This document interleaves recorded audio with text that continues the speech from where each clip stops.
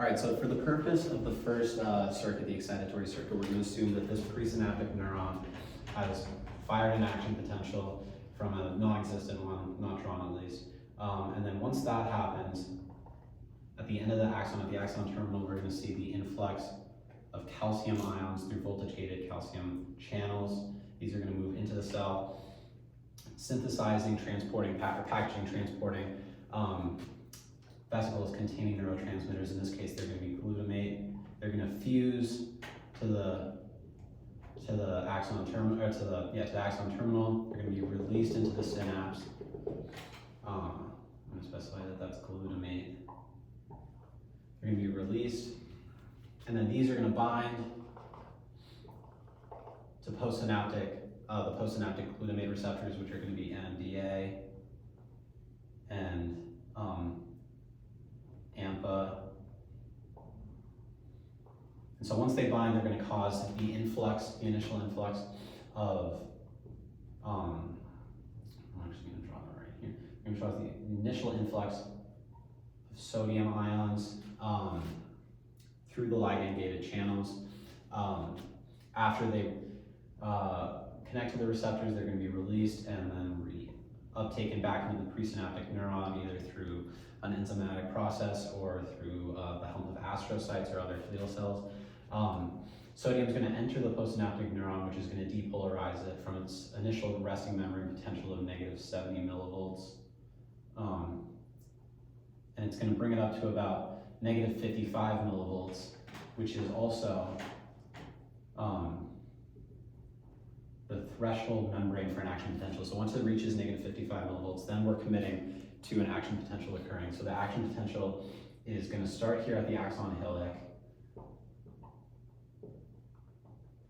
And once that happens, we're going to see sodium ions flood in to the neuron through sodium-gated voltage channels after it has reached the threshold membrane, like I mentioned before. It's going to travel down the axon, and here I've shown some myelin sheath, in between which we're going to have these nodes of Ranvier, where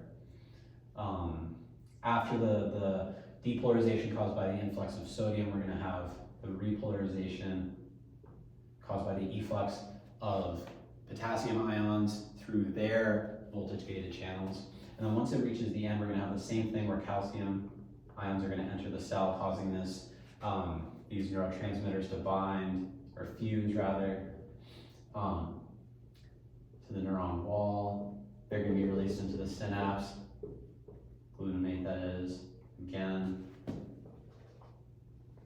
They're going to bind to the same receptors, NMDA and AMPA,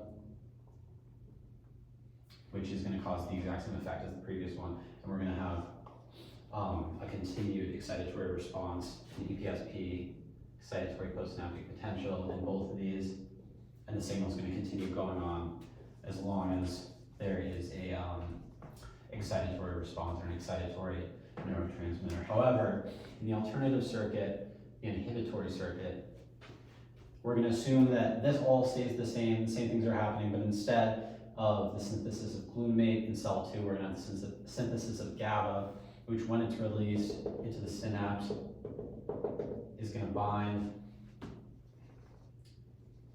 to GABA A receptors or GABA B receptors. And this is going to cause hyperpolarization of cell 3, neuron 3, because it's the principal inhibitory neurotransmitter. So instead of sodium entering, we're going to have calcium entering, which is going to lower the memory potential to around -80 millivolts. And instead of an excitatory potential occurring, we're going to have an inhibitory potential occurring, an IPSP, which means that an action potential is not going to occur in cell 3, and then the message is stopped. The circuit rather is stopped, and there's going to be no neurotransmitters or no message passed on to a consecutive cell.